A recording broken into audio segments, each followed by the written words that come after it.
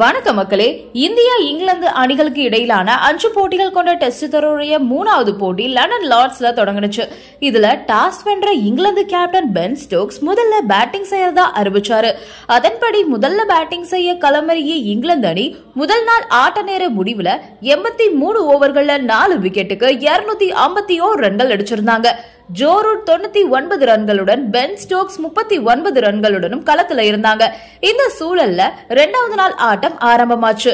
நாளோட தொடக்க ஓவரை வீசிய ஜஸ்பிரீத் பும்ராவோட முதல் பந்திலேயே பவுண்டரி அடிச்ச ஜோ ரூட் தன்னோட 37வது டெஸ்ட் சதத்தை பூர்த்தி செஞ்சாரு. அதே மாதிரி லார்ட்ஸ் மைதானத்தை பொறுத்தவரை அங்க அதிக ரன்கள் விளாசிய வீரர் அப்படின்ற பெருமையோ ஜோ ரூட் தன்வசமே வச்சிருக்காரு. லண்டன் லார்ட்ஸ் மைதானத்துல மட்டும் அவர் இதுவரைக்கும் 7 சதங்கள் விளாசிருக்காரு. இந்த போட்டியில அவர் அடிச்ச 104 ரன்களையும் சேர்த்து இது அவருடைய 8வது சதமா பதிவாயிருக்கு. கிரிக்கெட்டின் மெக்கா என்றும் கிரிக்கெட்டின் தாயகம் என்றும் கிரிக்கெட் ரசிகர்களால் அழைக்கப்படும் லார்ட்ஸ் மைதானத்துல இதுவரைக்கும் 23 டெஸ்ட் போட்டியில ஆடி இருக்கக்கூடிய ஜோ ரூட் 2121 ரன்கள் எடுத்திருக்காரு. அதுல ஒரு இரட்டை சதம், 7 சதங்கள், 8 அரை சதங்கள் அடங்கும். அதிகபட்சமா ஆட்டமிழக்காம 200 ரன்களை இதே மைதானத்துல விளாசிருக்காரு ஜோ ரூட். இருந்தாலும் இங்கிலாந்து அணி பும்ரா பந்து வீச்சுல அடுத்தடுத்து விக்கெட்ஸ பறிகொடுத்தாங்க. பென் ஸ்டோக்ஸ் 44 ரன்கள்லயும் ஜோ ரூட் 104 ரன்கள்லயும் கிறிஸ் வோக்ஸ் ரன் எதுவும் இல்லாமையும் ஆட்டமிழந்தாங்க. இதுல பென் ஸ்டோக்ஸ் பும்ராவோட பந்து வீச்சுல போல்ட் அவுட் ஆயிருப்பாரு. இதே மாதிரி கடந்த வருடம் இங்கிலாந்து அணி இந்தியாவுக்கு சுற்றுப்பயணம் மேற்கொண்டப்போ இதே மாதிரி பும்ராவோட பந்து வீச்சுல போல்ட் அவுட் ஆனாரு ஸ்டோக்ஸ். அதை ரசிகர்கள் பகிர்ந்து மீண்டும் மீண்டுமா அப்படின்னு ட்ரெண்ட் செஞ்சு வந்துட்டு இருக்காங்க.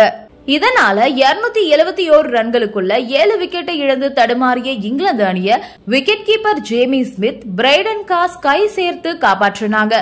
5 ரன்கள் இருந்தபோது கேட்ச்ல இருந்து தப்பிச்ச ஜேமி ஸ்மித் அந்த வாய்ப்பை பிடிச்சுக்கிட்டு அரை சதம் அடிச்சாரு. பிரைடன் காசு அவருக்கு நல்ல ஒத்துழைப்பு வழங்கினாரு. இவர்களுடைய பொறுப்பான ஆட்டத்தால இங்கிலாந்து அணி 350 ரன்கள் கடந்தாங்க. ஸ்கோர் 355 ரன்கள் எட்டிய போது இந்த ஜோடி பிரிஞ்சாங்க.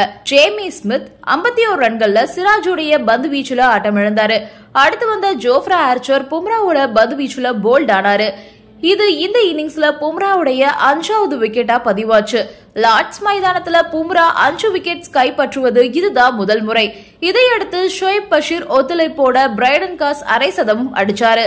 இந்த ஆட்டத்துல இந்திய அணியுடைய ஃபீல்டிங் மோசமாவே இருந்துச்சு. இறுதியில பிரைடன் காஸோட விக்கெட்டை சிராஜ் கைப்பற்றி இங்கிலாந்துடைய இன்னிங்ஸ முடிவுக்கு கொண்டு வந்தாரு. முதல் இன்னிங்ஸ்ல 112.3 ஓவர்கள் தாக்குப்பிடிச்ச இங்கிலாந்து அணி 387 ரன்கள்ல ஆல் அவுட் ஆனாங்க.